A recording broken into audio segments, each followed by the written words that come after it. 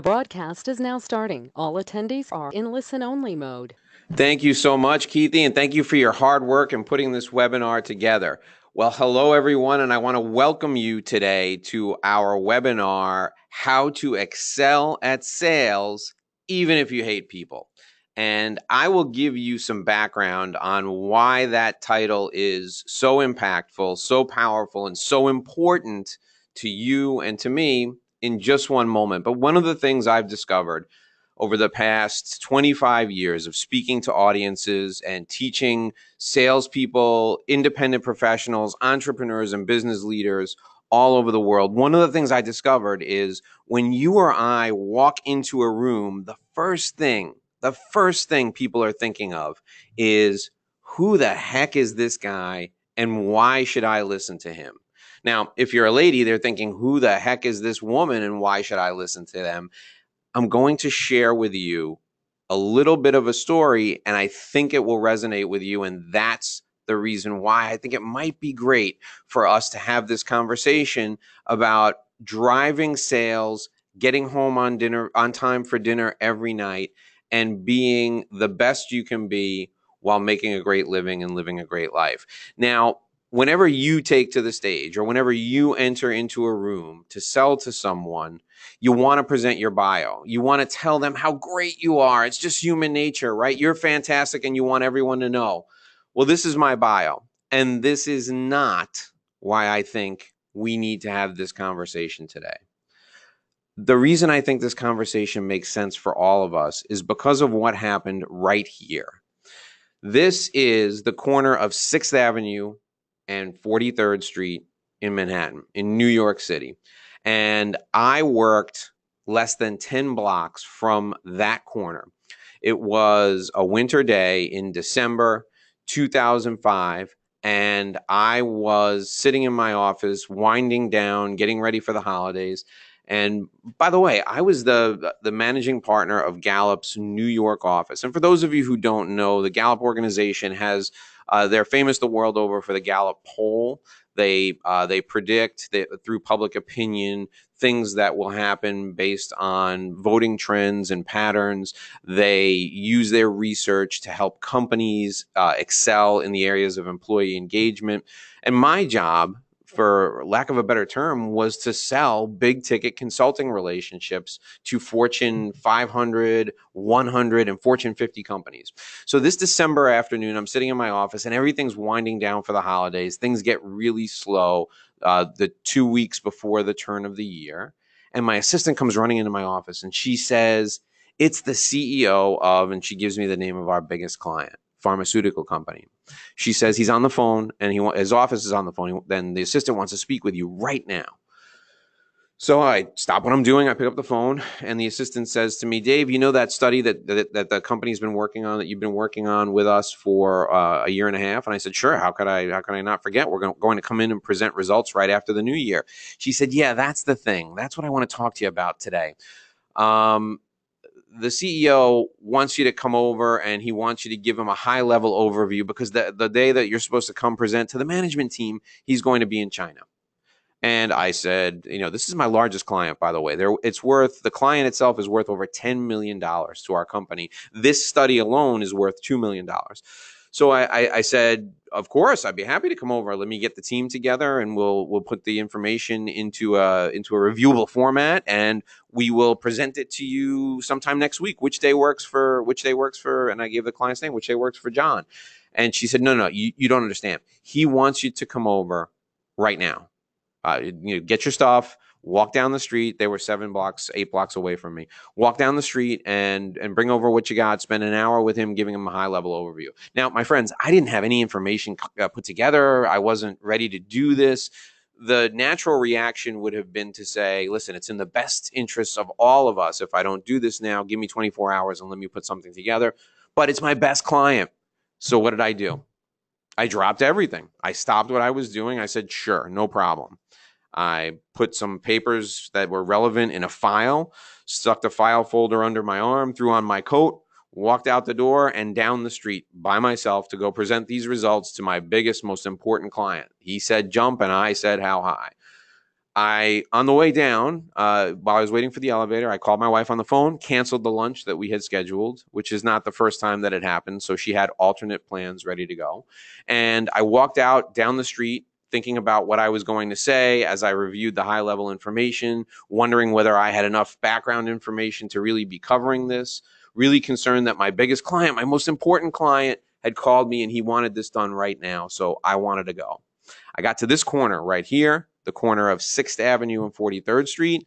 I did what I was taught to do since I was a small child. I looked both ways, went in the crosswalk with 27 other people, and then all of a sudden, the taxi cab that struck me, the New York police, the NYPD, estimated that the taxi cab that struck me was probably going about 24 to probably 28, 29 miles an hour.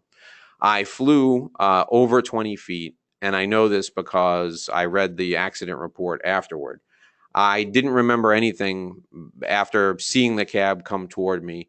The next thing I knew, I woke up flat on my back, strapped to a gurney, a backboard, a wooden backboard. I had what looked like seat belts across my chest, my waist, and my legs.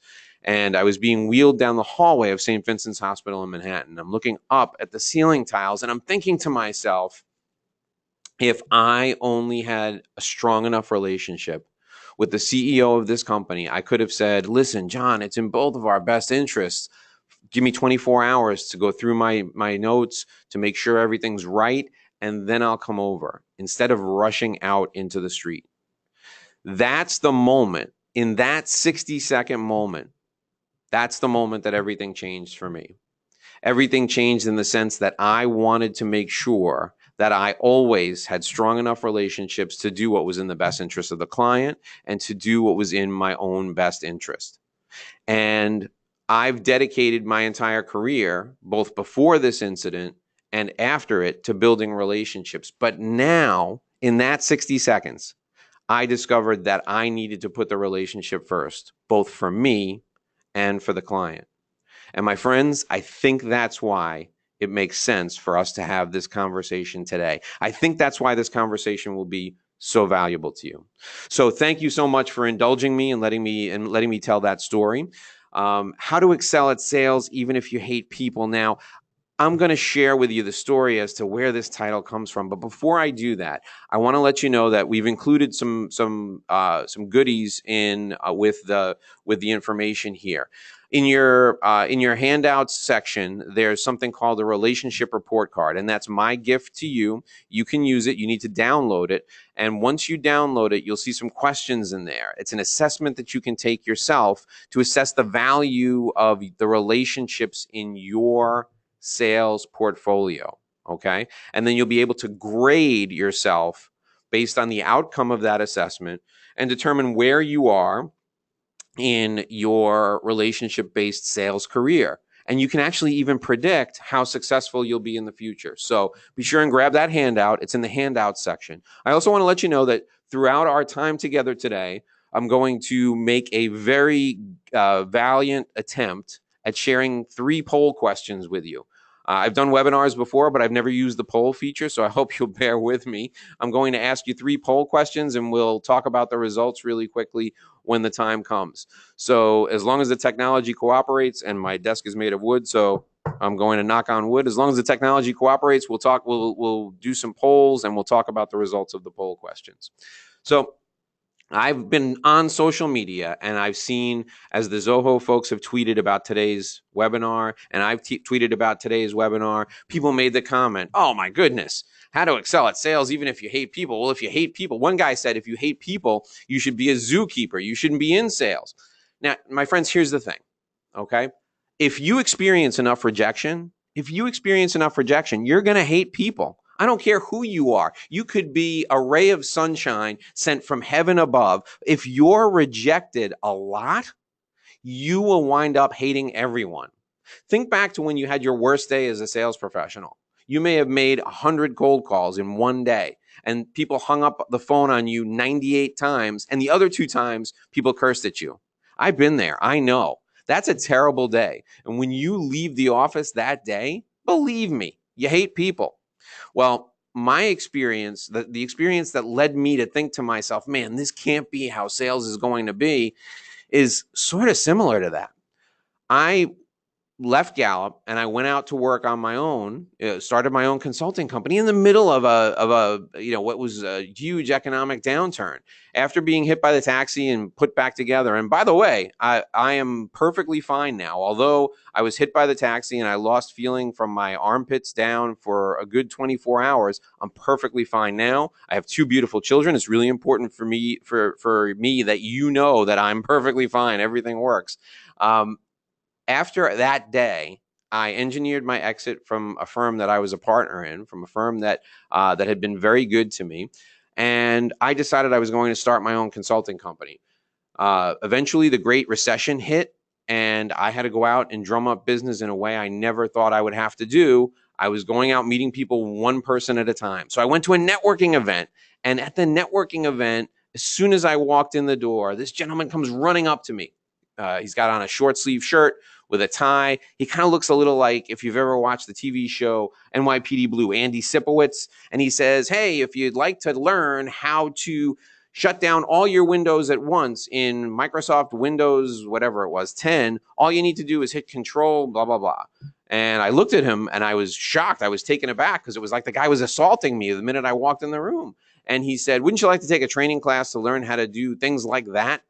And I said to him, I'm not really sure. He said, I'm Neil Sims, and that's what I do. I teach people how to use computers. And he was talking very fast, and he was right up in my face. He was so close to me, I could smell his breath. And I was thinking to myself, this is a nightmare.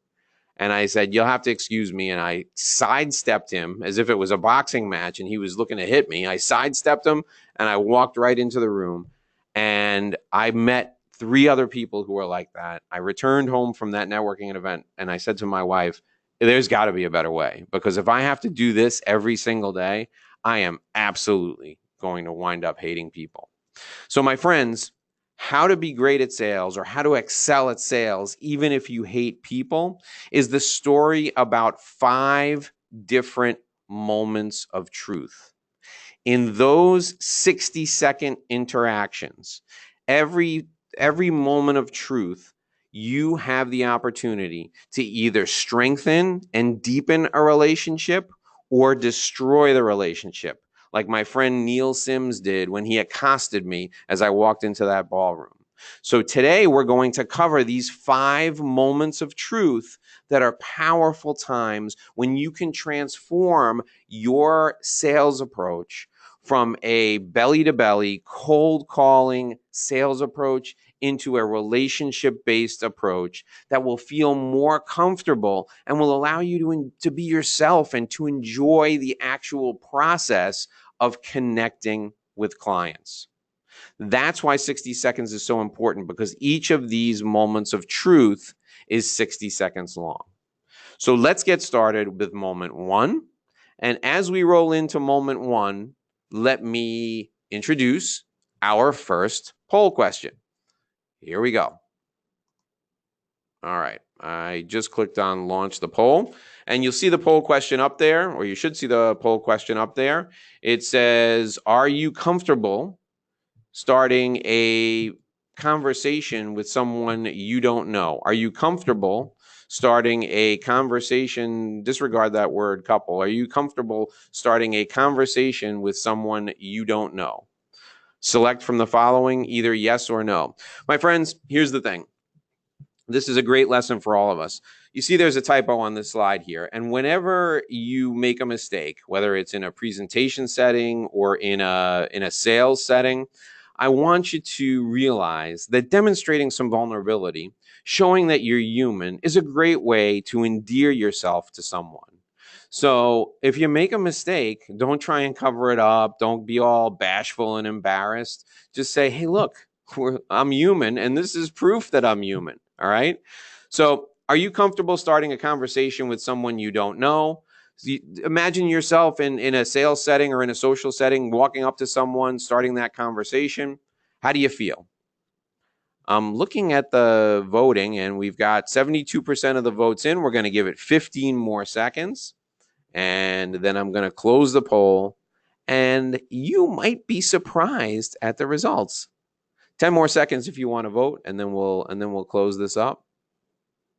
And we're done with poll question number 1. So poll question number 1, the results are in.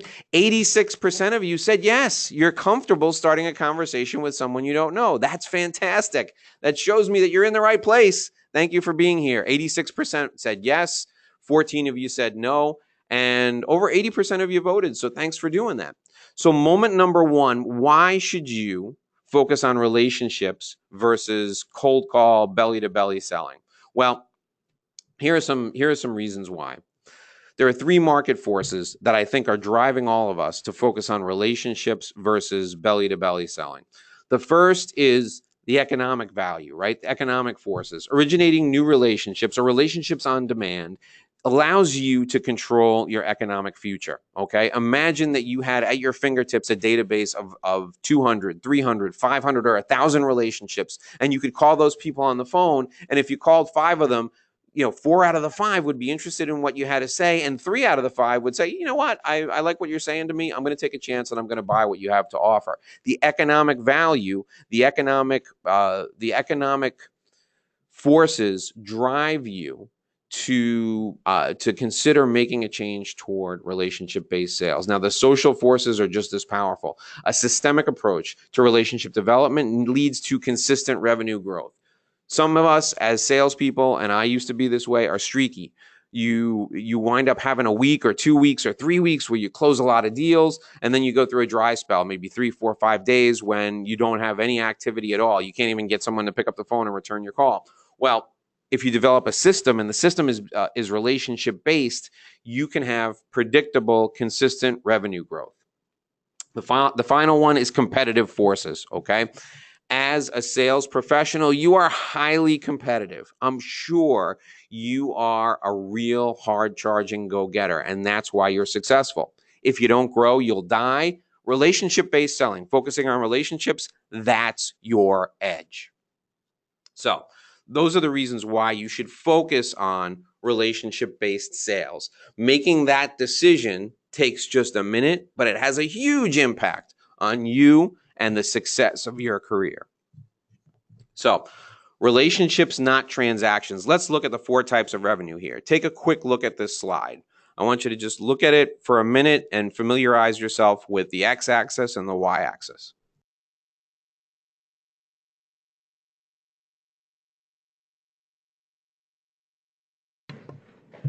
Okay, so you see at the bottom we have ease of attraction. And this is the time when my computer is going to update. Isn't that perfect? You see on the bottom we have ease of attraction, and on the left side we have value. As we move up in the box or move to the right, ease of attraction it's easier to attract clients. As we move up on the value side, there's higher value. Most of us as sales professionals focus on individual transactions. So if you're focusing on individual transactions, that's ad hoc revenue. You see that down in the left-hand corner of the slide. Ad hoc revenue is I sell something to you today, I move on, I sell something to somebody else, I forget about you, I sell something to somebody else, I forget about them, I move on, I make another deal. That is ad hoc revenue. It's hard work. You got to bang on a lot of doors, you got to make a lot of phone calls, you got to talk to a lot of people. The value of it can be high if you focus on big ticket transactions, but for us, the value of our time is far greater.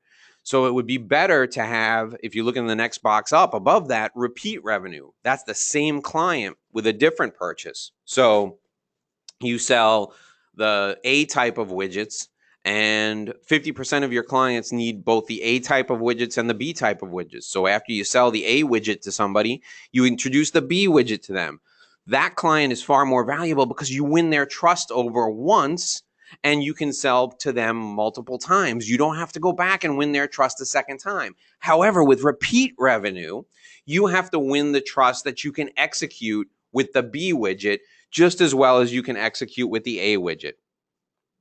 Now, if you look to the right of ad hoc revenue to recurring revenue, you'll find that the ease of attraction for recurring revenue is great. It's really easy to work with clients who provide you with recurring revenue because that's the same client and an identical purchase. you work with XYZ organization and you sell paper clips and you know that they need 5,000 paper clips every month. So you would go back to them once a month, make the phone call, and you say, hey, you're running out of paper clips? They say yes. You'd ship another box of paper clips, right? That's recurring revenue. And the recurring revenue is easy to attract. You know, they know you, like you, and trust you already. So you know that when you win that client over, you can mark down every day or every week or every month X number of sales that they're going to do over and over again. The value may not be as high as repeat revenue because you may not be able to change the price on those widgets over and over again or those paper clips over and over again, but they're consistent and you can pencil them in and it makes you happy. The final box in the top right, where the ease of attraction and the value are the highest, is relationship revenue. And what relationship revenue looks like is when the phone rings and it's your best client and they say, hey, Dave, we've got this problem and we just don't know how to solve it, but we know that you know a lot of people. Will you help us? You say, sure. And then they say, hey, by the way, we have this other thing that we do here and it requires a C type of widget. Do you guys make those? I know they're rare. And lo and behold, they're the biggest ticket in your company. And you say, absolutely. It's like a bag of cash just fell out of the sky. They called you for something else. You offered to help them because you have a strong relationship and they wanted to know if you did something else while you were there. You weren't aggressively looking for it. My friends, this is passive income. And it's passive income that comes to you because of the strength of your relationship. And that's what we're focused on. So when we're out and we're talking to people, all of a sudden, everyone becomes a great opportunity for us because everyone gives us the opportunity to develop a relationship. Now, we're going to get into the specific types of people we're having conversations with and the value those people can provide to us over the long term. And that moment of truth, that 60 seconds could change everything for you because your next big referral source could be online at Starbucks with you getting a cup of coffee, or they could be on the sidelines with you at your kid's soccer game. Your next big client could be right next to you while you're waiting to board an elevator. That's what moment 3 is all about. Elements of attraction. Now, before we get into these elements of attraction, let's try something else. Let's try one of these fantastic polls. Our second poll question. Let's see how this goes. All right, we're going to launch the poll. And here it is. What percentage of your clients are just like your best client? I'm going to give you 1 minute. I'm going to give you 60 seconds because this is the 60-second sale that we're talking about. What percentage of your clients are just like your best client? Curious to see what you guys answer to this. Let me give you 60 seconds and I'll grab a swig of water.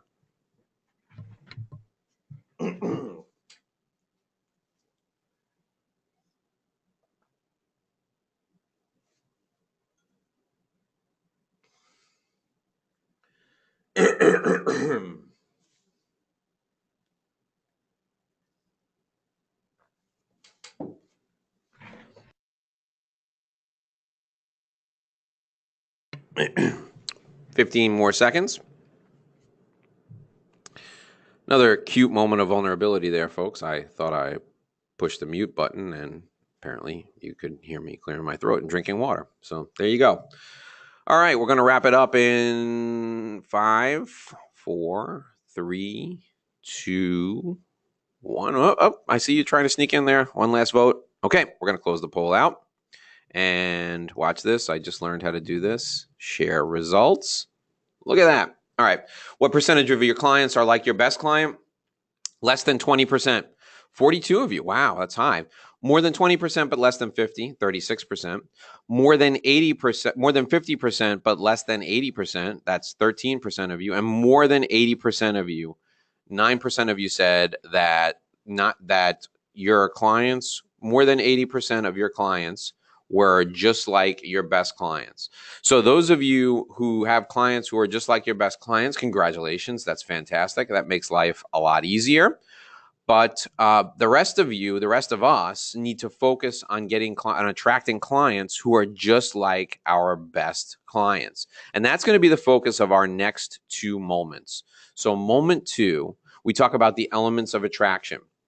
We talk about how you can attract people who are just like your best clients and how you can develop relationships with them.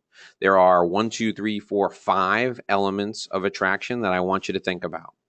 The first one is what I call external orientation. Now, you may have heard this before. I didn't invent this term. External orientation means you're more focused on the needs of the other person than you are on your own needs. Think back to Neil Sims, the guy who almost made me hate people, the guy who accosted me in that ballroom. He ran up to me and jumped all over me and wanted to sell me into a course on Microsoft Windows. As you could tell, I practically don't even use Microsoft now. I'm an Apple guy for better or for worse. So Neil was the guy who was focused on himself. Now, he led with an idea that was probably good. He tried to give me some education, but I didn't want the education he tried to give me. So his external orientation wasn't very well tuned. It wasn't finely tuned. If you have an external orientation, you're focused on the goals of the other person and helping them achieve their business goals, and you're helping them become successful. Your external orientation is that you provide value to people, and that value helps other people become successful, and that's your underlying belief. From the minute you sit up in bed and swing your feet around and they hit the floor, you're focused on helping the people in your world. That's your mission. The second thing that's important is visibility. You could be the greatest person in the world for solving a particular problem with your product or service, but nobody knows about you. And your solution to that right now is probably going out making more calls. Or your solution to that right now is going out and meeting more people. Meeting people is good. Meeting people in mass is better. You have to find ways to increase your visibility, or you'll never be able to connect with enough relationships to achieve your true potential. Your credibility also has to be high. You have to do what you say you're going to do all day long. If you want to be able to increase your credibility, here, I'm going to give you 3 ways to increase your credibility right now. 3 things to focus on. First thing I want you to do what you say you are going to do. If you say you're going to meet somebody at 2 o'clock, you meet them at 2 o'clock. You don't meet them at 2:05. 2:05 is late. That hurts your credibility. Second thing I want you to do is I want you to say please and thank you. I want you to be nice to people, okay? If you're nice to people, folks who refer you will realize they can trust you with their best clients. Think about that for a minute. You're a salesperson. I'm a salesperson. Even if you're a business owner, even if you're the CEO of a Fortune 100 company, you're selling to people every day. You sell to employees, you sell to your family, you try to get your kid to clean his room, you're selling, right? People sell, people buy from people they know, like, and trust. If you're not nice to people, people aren't going to like you. I want you to say please and thank you. The third element of credibility, super important, stop talking smack. Okay? Don't talk about people behind their back. Stop talking smack. Your credibility takes a hit every time you talk about somebody when they're not in the room. So credibility is critically important. Value is phenomenally important. What value do you bring to the table in every interaction? You come home after work, your wife has been working hard all day, or your husband has been working hard all day, your spouse, your significant other has been working hard all day, you've had a rough day. You got to bring some value to that relationship when you come home. You got to show that person you appreciate them. If you don't, your relationship loses some value. Every interaction, every 60-second interaction you have, you either build your value up or you tear it down. You have to think about every interaction as an opportunity to enhance your value, the value you provide to somebody else. The final element of attraction is differentiation. There are a million people out there who do what you do. There are a million people out there who do what I do. I've got some good stories. I've got some examples that can help you. And I've got a system and a formula that you can apply each and every day. That's what makes me different. What makes you different? When you're out there in front of your client, what makes you different? Why should they work with you instead of working with anybody else who does what you do? And my friends, if the answer is price, that's a disaster. It can never be about price. So those are the elements of attraction. Now, let's talk about how you can start a sales conversation with anyone. How you can start a sales conversation with anyone. Here's how I developed this. I'm in the car with my wife one night, and we're going to a birthday party. And it's a birthday party for a friend of ours who's worked at 3 different Fortune 500 companies. And my wife says, listen, I want to tell you something, and you're not going to like it. There's going to be a lot of people here in companies who need help with sales. I want you to be able to talk to people, and I want you to be charming. So it's really important that you be gregarious and you learn to connect with people. So what I did was, a long time ago, I came up with this script that I could use to connect with people, that I could use to start conversations, and I found out it worked really well for sales. And that's what helped me go from being an introvert to being the top person in selling at the Gallup organization and at Marriott before that, and now on my own.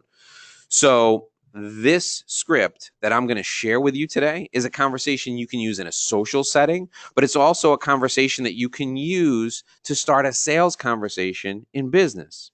And here's how it works.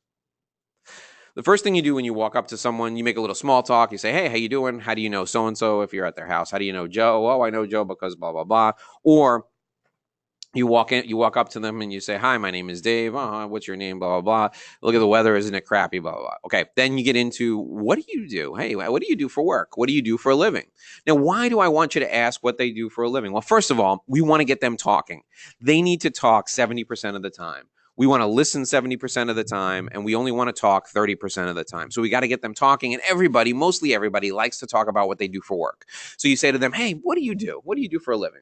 What do you do for work? And they tell you. And then once they tell you that, no matter what they say, I don't care if it's the most uninteresting job on planet Earth. I don't care if it's the most boring job you've ever heard of. You say, wow, that's fascinating. How did you get into that? Wow, that's fascinating. How did you get into that? Now, about half the time, they'll have a great story. They'll have a wonderful story about how they got into that line of work. And they're off to the races now. They're telling you everything about themselves. They're telling you how they got into the business that they're in. They're telling you all about what they do. They're thinking to themselves, this person is great. They're so interested in me. And by the way, while they're telling you this, you maintain eye contact. You're looking right at them. You're nodding your head, telling them how interested you are with your body language, right? And then you say, let me ask you right now, how's business? How's the economy treating you? How are things going? And they're into this. They're into the conversation. They're going to tell you, okay?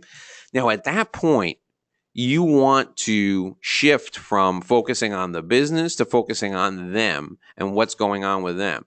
And so what I usually do is I usually say, well, it sounds like things are going well, or, well, it sounds like you're handling all that stuff really well.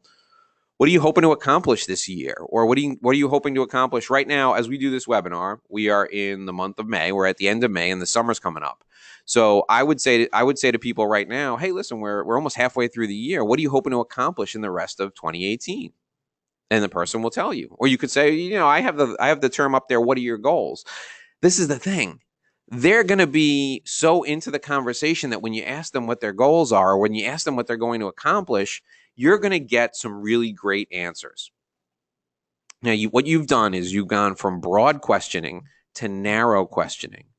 And when they tell you what their goals are, I want you to ask them, what do those goals mean to you personally? What are you hoping to, why is it important for you to achieve those goals? How will that change your life? Why do I want to ask this? Why do I want to ask how those goals will change their life? Because I want to make this conversation personal. If we find a way to help someone personally, either in a work setting or outside of a work setting, we've got ourselves a relationship. You're already 1, 2, 3, 4, 5 questions in, and this person is spilling their guts to you right now. They're telling you everything that's going on in their life, and it's fantastic, and they feel great while they do it. I know, because we're sitting here, we're reading questions from a monitor, we're reading questions from a script. You're thinking to yourself, my gosh, this sounds like a deposition, right? I work with a lot of lawyers, and when I first introduced this to them, they're like, oh my gosh, this seems like a deposition. Seems like I'm interrogating this person. My friends, it seems like that now because we're not having the conversation. When I ask these questions to someone at a cocktail party, when I ask these questions at a networking meeting, or when I ask these questions of a CEO when I walk into his office and I meet him for the first time, he's been talking for 10 minutes before I get to the next question. When I ask him what he does, obviously I'm not going to ask the CEO what he does, but if I'm at the cocktail party and I ask them what they do and they tell me and I say, that's fascinating, how did you get into that? And they tell me their story, that's a 3 or 4 minute story in most cases. And then I say, how things going? How's business? That's a 3 or 4 minute answer. At least business is good. We're hoping for some more deregulation. The industry has been overregulated for so long. We're really hoping things work out. Oh, that's great. What are you hoping to do the rest of the year? How are what are your goals like for the rest of the year? It's funny you should ask that. We just had a meeting about it the other day, and they go on for 2 or 3 minutes. Then you get to the point where you start asking the money questions. These last 3, I call them the money questions. What will achieving those goals mean to you personally? So you want to increase your sales by 30% this year? That's wonderful. Why? I know it's your job to do it, but what difference is it going to make to you?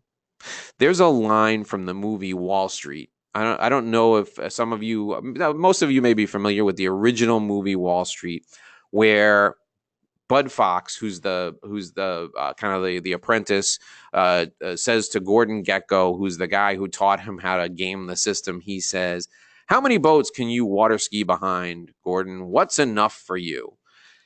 That line is what I think about when I think about this question. What will achieving those goals mean to you personally? Why do you want to do this? Why do you want to make that goal happen?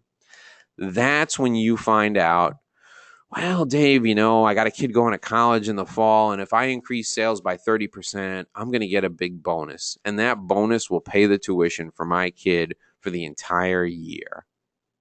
That's when I know I'm getting to the heart of what makes this person tick. That's when I know I'm getting to the heart of this relationship. At that point, I turn to that person and I say, that's interesting. Would you like some help with that? Or, wow, that sounds like a really important project. Would you like some help with that? Now, this question, would you like some help with that, stops people in their tracks. The reason is because we all want help, but nobody likes to ask. Think about that for a moment. We all want help, but nobody likes to ask for it. So when someone out of the blue, who's just getting to know you, asks if you'd like some help with that, they're stunned. It's as if you just splashed a drink in their face. And they'll say to you, what do you mean? What would that look like? What are you talking about? And that's your opportunity. That's your opportunity. Now, if they say something and you can't help them, you don't have a product or service that's helpful to them, or you're not sure if you can help them, it's perfectly acceptable for you to say, well, let's think about it. Who could I possibly introduce you to that could change everything for you? That's an alternative question to, would you like some help with that? So if they say, I'd love to increase sales, I tell them, well, listen, would you like some help with that? And they say, well, what do you mean? And I say, I know a lot of people. I'm sure I could introduce you to some people who would be your ideal customers. Would that be helpful? I mean, who's going to say no to that, right? Notice that my response there was not to pitch them a product. I help people with sales. I teach people relationship-based selling.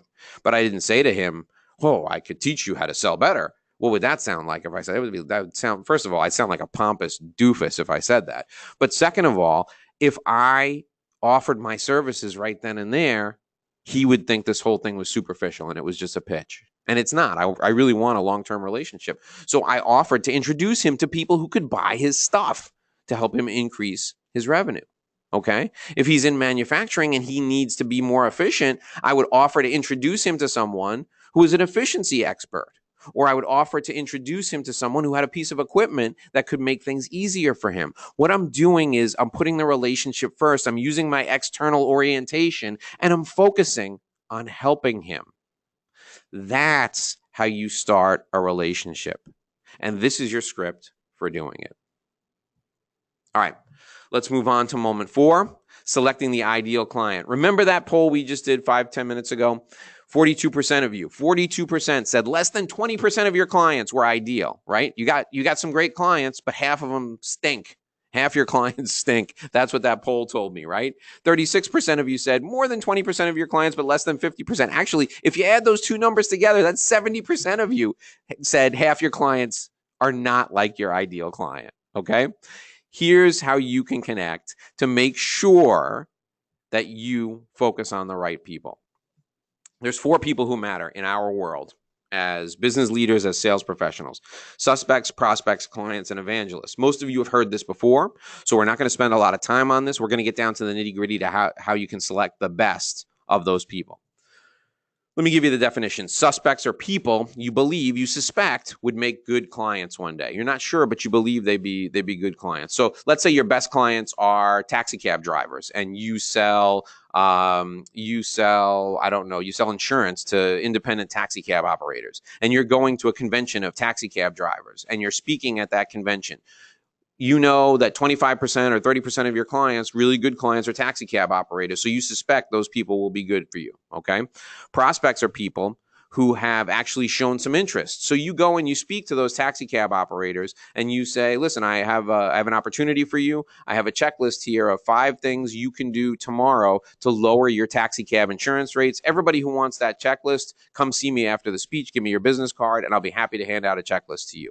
The people who hand you their business cards, those people have gone from suspects to prospects. They've self-converted from suspects into prospects because they're interested in lowering their insurance rates. You know you can sell them insurance. Now, the people who actually come to you and say, I need insurance, let's talk, and you sell them insurance, they pay you money for it, those people are clients, okay? Suspects are people you think might be good clients. Prospects are people who show interest and convert from suspects into prospects. And then prospects go to clients when they pay. You know that. We all know that. Good. We got the definitions out of the way. Now, evangelists are people who would never have a need for your service or never use your service, yet they refer people to you like crazy.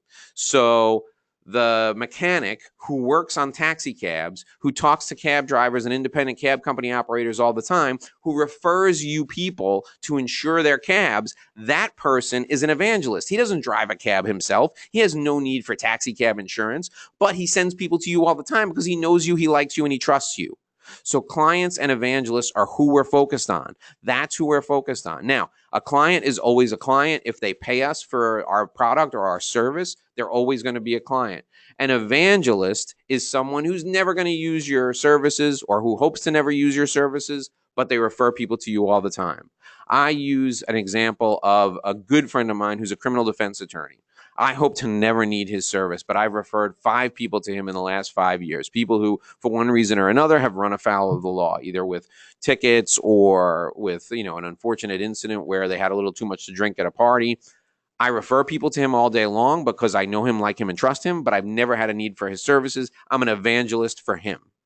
So those are the 4 people in your world. Our focus is on conversion. So if you look at this chart here, you'll see suspects convert into prospects, prospects convert into clients. And here's what we can do with clients. We can deepen our relationship with clients so that the clients do higher value transactions, so that the clients purchase from us more frequently, or so that the clients refer business to us. As we deepen our relationships, hopefully all 3 of those things happen. With evangelists, as we deepen our relationship, we increase the frequency with which they refer business to us. So those are the 4 people who are most important to us. What I'd like you to do now is I'd like you to think about the evangelists and the clients who are your absolute best, the evangelists and the clients who are your absolute best. And I'd like you to answer these questions because these questions will help us determine who your ideal client is and how you can get more of them. Okay? So the 70% of you, the 78% of you who said that half of your clients are not your ideal clients, here's what I want you to do. I want you to think about who your ideal client is right now. Who does he or she trust? Besides you, who does he or she trust? What in their industry? Who's the industry leader? Who do they trust? Do they listen to a certain radio show? Are they a Rush Limbaugh person? Are they a Howard Stern person? Who do they listen to? Who do they get their news from? Where do they spend their time? Who do they trust? This trust is important because you have to be able to get into their head. You have to be able to enter the conversation that's going on around their kitchen table every night. If you can't do that, you can't attract more of them. What does he or she read? What do they read? Do they read industry trade journals? Are they looking for the people who win the trade journal award or the industry award every year? What do they read? Do they study? Do they read business books? Do they read sales books? Do they read motivational books? What do they read? You got to read that too. You got to be able to have a conversation with them, so you have to read what they read. What groups is he or she a member of? What do they belong to? Where do they feel like they fit in? Is there a secret desire? Do they have a secret desire? Everybody who I know who opens up a franchise operation hopes to open up 5, 6, a dozen franchise operations. Nobody buys just one McDonald's, my friends. They want to buy 30 McDonald's. Is there a secret desire? You've got to know this because you've got to be able to help them. What angers and frustrates them? I mentioned regulation earlier, right? And we've got an administration in the White House here in the US right now that's obsessed with cutting regulation. Every business owner I know thinks they're overregulated, whether they're a banker or a taxi cab driver. They all think they're overregulated. That frustrates them. What frustrates your client? Is there a bias to the way they make decisions? What does this mean? If you've ever worked with someone from the consulting company McKinsey has a decision-making model that they beat into the heads of their new hires. They force them to make decisions based on criteria that is mutually exclusive and collectively exhaustive. You'll hear that from McKinsey people over and over again. That's how they make decisions. When you work for Marriott, there are systems and processes and standard operating procedures for everything, including making certain decisions. If your clients have a way they make decisions, a process they follow, you got to know about it. You got to understand that process. Is there an insider language? What is the industry jargon they follow? The industry jargon is so important. If you don't know the industry jargon, they'll be talking about things and you'll be clueless. You might feel stupid. I don't want you to feel stupid ever. I want you to always be comfortable. So study their language, understand what they're saying. What are they missing? What are they missing? Are they working 10, 12, 14 hours a day and they're missing the lives of their children? They're missing the soccer games. They're missing having dinner with their family. Are they missing out on things that they could be enjoying? What can you help them take part in that they're missing? And finally, the old, tired question, what keeps them awake at night? Look, my friends, that's a terrible question to ask when you're meeting a CEO for the first time, but you better know the answer to it, because if you can help your client sleep like a baby, you've got a relationship. You've got yourself a relationship. So these 10 questions, 1 through 10, are how you get inside the mind of your client and how you select more clients who are just like your best client. If you know, for example, what your client reads, you'll know where you should be writing articles and publishing them. If they read a certain if they read a certain website or a certain blog, they follow a certain person, and you have the opportunity to post an article on that blog, you'll be in front of people who are just like your best client. If they attend certain conventions and you can speak at those conventions or maybe even sponsor some of those conventions, you'll be in front of your best client. Answering these questions is the key to getting more clients who are just like your best clients, because you'll go to the places they are, you'll write what they read, you'll speak their language, and you'll solve their problems. Okay. Before we get into moment 5 and we wrap up, I want to remind you of 2 things. One, we're going to do another poll. We're going to do our final poll of the day, and I'm also going to take your questions. So there should be a question section. I want you to put your questions in there, and I'll answer them at the end. And I'll do my best to get to all of them as quickly as we possibly can. And I appreciate you hanging in there with me, because it looks like everybody's still with me. So that's fantastic. Let me roll out the next poll question. Here we go. And the next poll question says, I know exactly what to do to attract more clients like my best client. I know exactly what to do to attract more clients like my best client. All right. We're 15 seconds in, and already 25% of you have voted. That's great. I'm going to give you another 45 seconds while I take a sip of water.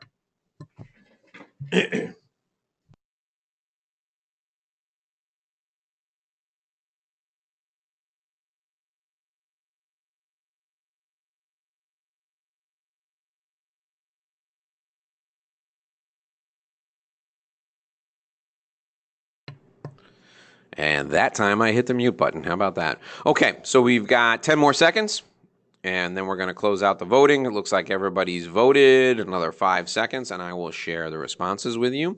I know exactly what to do to attract more clients like my best client, and we're closing the poll now, and we're going to share the results. And here we go. Let me drag this over. Come on now. There you go. All right, let's take a look. I know what to do to attract more clients. I know exactly what to do to attract more clients like my best clients. 1% strongly agree, 31% agree, 31% are kind of neutral, 27% disagree, and 10% strongly disagree. Okay, interesting results. And it's interesting because 30% of you agree that you know exactly what to do. 1% of you strongly agree. So that tells me that maybe you know what to do, but you don't know what to do consistently, right? You don't know what to do all the time. 31% of you are neutral. You're like, Dave, I really don't know what you're talking about. I just put my head down and make the calls. And look, that's what most people do. I understand. 30% of you, 27% of you disagree, and 10% of you strongly disagree. So I'm going to share with you now in moment 5 the system. Okay. Setting up a system, this 60 seconds, this moment of truth is really important. And it's one of the things that changed everything for me. And I'm going to share the system with you in the few minutes we have remaining. Okay. I'm not going to get into a lot of detail. The detail is in the book. You see on the top left-hand corner there, the 60-second sale. The book comes out in July. It's going to be in stores the first week of July. You can get it on Amazon. You can get it on barnesandnoble.com. The 60-second sale goes into detail about the step-by-step guide to setting up this exact system. Okay. How can you be engaging? Have a genuine, we've covered these topics already, having a genuine desire to help, being intellectually curious, that's asking questions about people and being actually honestly curious about what their responses are. Using your personality. Don't hide your personality. I am loud. I make mistakes, especially with my spelling, and I tell people when it happens that I've tried my best, but I make mistakes. I leverage what I have. I leverage my personality. Leverage your expertise. You're an expert, not just in sales and selling, but you're an expert in your product or service and how it helps people. And you offer people practical guidance. Offer them guidance. Offer them specifics. Tell them what they need to do in order to solve their problems. And then growing relationships. Now, this is where the system comes in. Frequency of communication builds trust. So you have to be able to communicate with the people in your network, with the people you know on a regular basis. Imagine the most important relationship in your life. Relationship with your father, your mother, your brother, your sister, your spouse, your most significant other, the person who you care about the most. You talk to them daily, probably multiple times a day. What would happen if you didn't talk to them for a week? What would happen if you didn't talk to them for a month? What would happen if you didn't talk to them for a year? You wouldn't have the relationship anymore. Yet we sell something to people and then we forget about them and we send them a card at the holidays and then we go back to them and try and sell them something else and they say, "Who are you? What are you talking about?" Or we're aggravated, we're pissed off when they don't refer us, right? Well, you haven't talked to them in a year. Of course they're not going to refer you. What are you, nuts? Frequency of communication builds trust. Education equals motivation. So teach them what they need to know for the industry, show them better ways of doing things, help them solve their problems, and they'll be motivated to be around you. Finally, entertain them. Make sure they want to be around you because they like you. Remember, I said they buy from you when they know you, like you, and trust you. You have to be entertaining. My friends, we're all in the entertainment business. If I sat here and read the slides like this, and was monotone and just said frequency of communication builds trust, education equals motivation, entertainment equals engagement, you'd go to sleep, you'd tune out, you'd exit from this webinar and you'd go do the million other things you could be doing right now. So I gotta entertain you.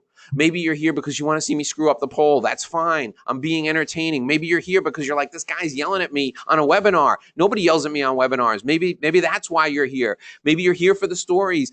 I'm being entertaining as best I can because I want to keep your interest. I want you to be engaged with me. And this is the way you have to be with your clients. You don't have to be a wild maniac. You don't have to be a lunatic, but you got to be able to tell them a good story. You got to be able to share an anecdote with them. You got to make them feel good when they're around you.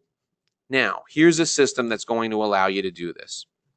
You have at least 250 people in your natural network, the people that you know, okay? So if you were going to have a party or a wedding right now, you'd invite 250 people.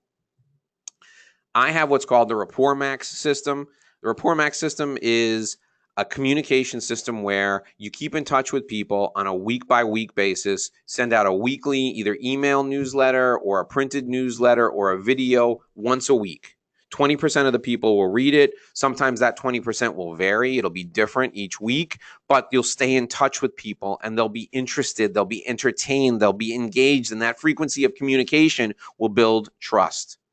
That will lead to them calling you with relationship revenue, and you'll be able to close more deals. It'll also develop more intimacy. So your clients will purchase from you more frequently. Remember, we talked about that? They'll buy higher ticket items from you. They will refer you more often. Your evangelists will refer you more often and they'll go into your natural network. If your company does advertising, the advertising will drive people to you. If you want to write articles or speak or network or use social media or have a website, a personal website where you blog, all of these things could get people interested. But what drives them to you is your offer of something called a honeypot. A honeypot is an engagement device. It's something you offer to convert suspects into prospects. Remember, I told you when you were speaking to the taxi cab drivers that you offered them a free report on how they could save money on their insurance. Everyone who wants the free report, pass me your business card. That free report or that checklist is what I call a honeypot. You can use it when you're publishing an article. In your byline, it says, this article is by Dave Lorenzo. He's the author of blah, the free report, 15 ways to increase your sales. If you'd like a copy, send an email to, and that's how they get the honeypot. If your company does advertising, convince them to do advertising that gets people to take action and offer the honeypot there. If you're speaking from the stage in front of a group of prospects, you can offer your honeypot. If you're networking, offer the honeypot to everyone who gives you their business card and then you send it to them. On social media, you can offer it to all your connections, all your friends, all your followers, all your Instagram buddies. Everyone should have their own website. I don't have time to get into the details about why, but you should all have your own personal website and you should all be blogging, putting an article up every week, and then at the end of the article, offering your honeypot to people. This system is detailed in my book, The 60-Second Sale. The book is on sale right now at Amazon. You can pick it up for $25. And you will discover how you as an individual salesperson can get speaking engagements, can publish articles, can even leverage social media, your primary internet presence, which is a website. You can gain more evangelists, close more deals. That's what the book is all about. And systemizing your approach to sales is what allows you to take control of your future. My friends, we've been together now for an hour. And I'm going to share my contact information with you. I want to remind you of a couple of things. The relationship report card is our gift, my gift, and Zoho's gift to you. Make sure you download it. It's in the handouts. My contact information is there. You can find me on Twitter at @TheDaveLorenzo. Don't forget the hashtags we talked about, right? The hashtags for Zoho, you can tag Zoho at Zoho CRM. Use the hashtag Zoho CRM, the hashtag Smarter Sales. Make sure you talk about what you discovered on this webinar, and you could win a free surprise. The best tweets, the 5 best tweets that include the hashtag Zoho CRM and Smarter Sales will get a special surprise from the sponsors of this webinar. My friends, it's been an honor to be with you today. I really enjoyed this presentation. I really enjoyed learning how to use the technology and sharing my information with you, having this conversation. And with that, we'll conclude the webinar and we can take some questions. Thank you so much, Dave, for the interesting presentation. So on behalf of Zoho and Dave, thanks to each one of you who joined this webinar. I hope you found it useful and all the very best for your leadership journey. So as Dave mentioned, please don't forget to post your tweets for a chance to win a surprise. So make sure you tag Smarter Sales. We'll be available for the next 10 minutes to answer your questions. Already there are a few questions which is being yet to be answered by Dave. So please post your questions in the comment box in the GoToWebinar panel. So Dave, we have got few questions to be answered. Okay, let's take a look here. Sure.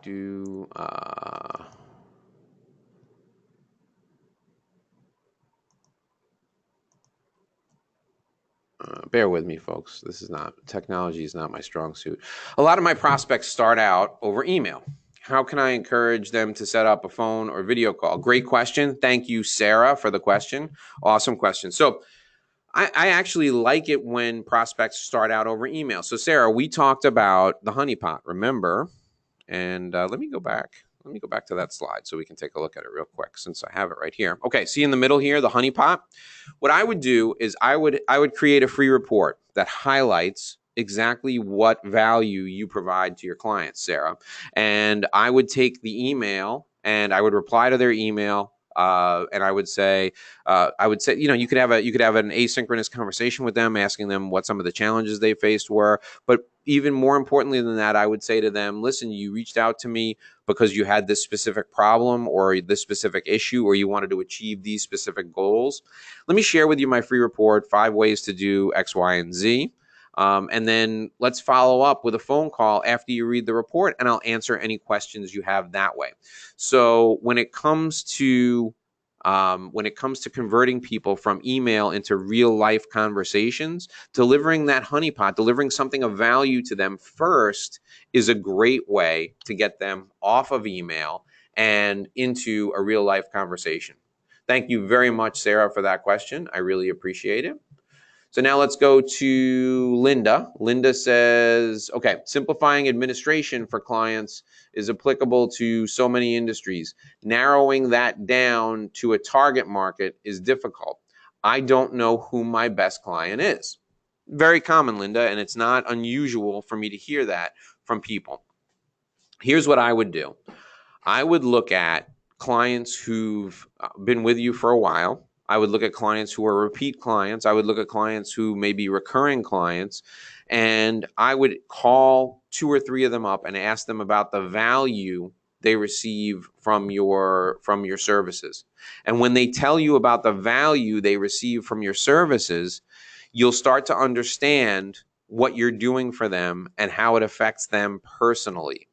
And that will help you build a profile of other people that you can impact, other people whose lives you can impact, other people who you can provide value to. So figuring out who your best client is can be as simple as looking at purchase patterns and behavior and then talking to them and finding out why they purchase what they purchase and what their relationship with you is like. And then you can look for other people who are just like them. Let's see what else we've got. No questions, just a thank you. Well, thank you, Tom. I appreciate that. Todd says thank you. Thank you, Todd. Vince says, should I ever present my offering in the first meeting or gather more information for later and present a custom presentation? Vince, great question. Okay. So I'm going to give you the drowning man analogy here, Vince. So if you're walking by a swimming pool and there's a person in the swimming pool and they're yelling, help, I'm drowning, you grab the life preserver and you throw it to them. So if you're in that first meeting and you're with somebody who's got a problem you can solve, they've got the ability to make a decision, and they have the money to pay you, you help them right then and there on the spot because they're the drowning man in the swimming pool. Anything other than that, unless somebody comes to you and they say, listen, you're that person for me, you can help me, anything other than that, I would advocate you slow down, take a step back, and really demonstrate value before you ask for the deal. Okay? So Vince, the analogy I want you to think of is I want you to think of you on a hot summer's day here in South Florida with me, and you're meeting me at the other end of the pool, and you're walking by, and there's a guy in there, and he's flailing, he's going, Vince, help me, I'm drowning. Grab the life preserver and send it to him. Give it to him, throw it to him. Make sure he grabs it so he stops drowning. In that case, sell him something right there on the spot.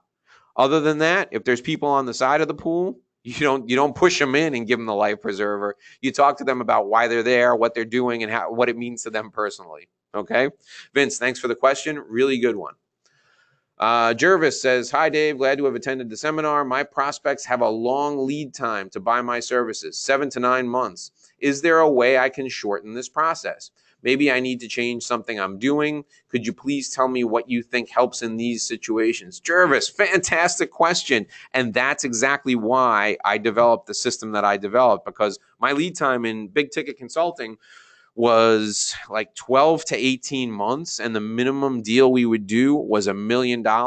So, people don't spend $1 million overnight. Here's a quick story for you, Jervis. And I put this in the book. My CEO walked into my office after I had been on the job for 3 months. And the CEO says to me, listen, I got a situation here. My brother-in-law just divorced my sister. He was, a senior level person in the company, and he also stole my best client. He's like, I hate this guy. I want you to go get that best client back. And if you do it in the next 60 days, I'll give you a $50,000 bonus. At that point in time, $50,000 meant the world to me. $50,000 is a lot of money, but at that point, it was a big, big deal. Plus, I was 3 months into the job. I really wanted to show this guy what I could do. So I said, don't worry about it. I'm on the case. And I went through my contacts. I went through my natural network and looked for people who worked at this company, at the target company. I found a couple of people who worked at the target company. I met with them. One of them was an ambitious woman who wanted to get ahead in the company, and I asked her what she needed in order to advance to the next level. And I helped her advance her career by making a presentation based on some work that we had done in the past, based on the research we had done. And she had the buying authority to end up working with me. She invested $1 million in me after I helped her prepare a presentation that got her a promotion. And we did that in 60 days. So Jervis, here's the thing.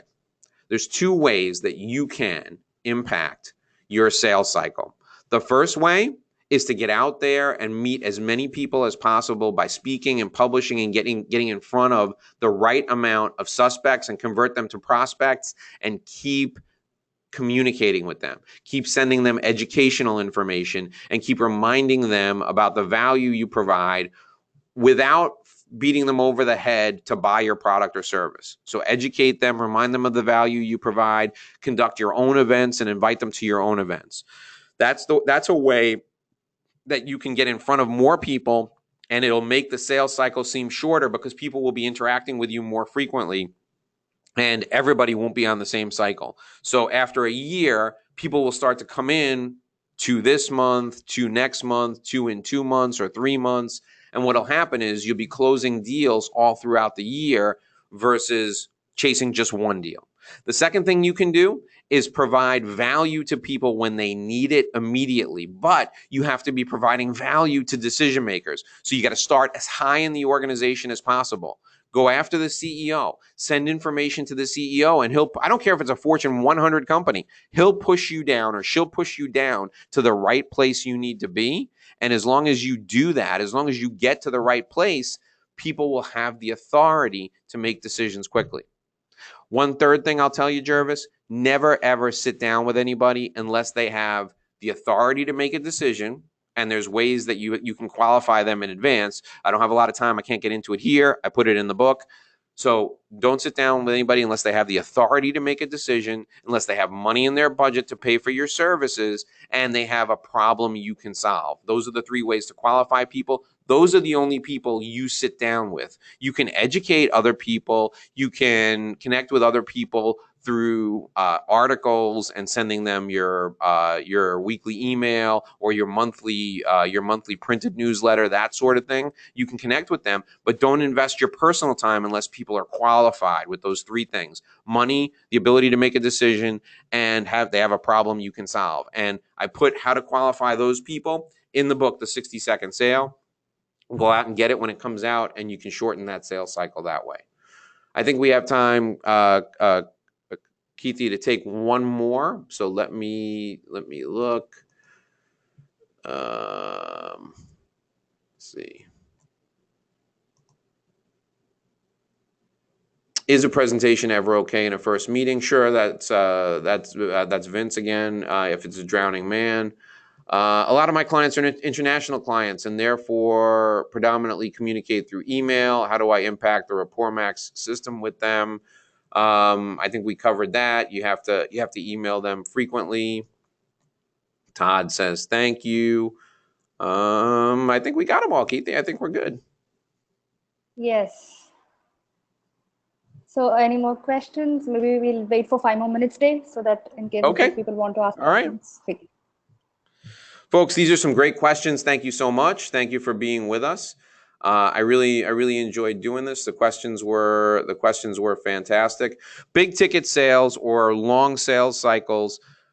As I said, there are a couple of ways to combat that. What you want to do is you want to get in front of people in mass. So in that sense, speaking and publishing are great ways to go because you can get in front of more people. If you have the ability to be a professional speaker or someone who speaks to groups, even if it's a group of 10, that's 10 people you could convert from suspects to prospects. So it's 10 is better than 1-to-1. As I told, I think it was Vince or Jervis, getting in front of people 1-to-1, only do it if they have money, the ability to make a decision, and a problem you can solve. Sarah says, thank you. Sarah, you are very welcome. Thank you for joining us. Folks, let me remind you again. Come on, slide. Let me remind you again, go on Twitter at ZohoCRM, hashtag ZohoCRM, hashtag Smarter Sales. The best tweets get a fantastic surprise. So looks like everyone's questions have been answered. So meet you soon on our next webinar series. Thank you so much. Goodbye, everybody. Have a wonderful weekend.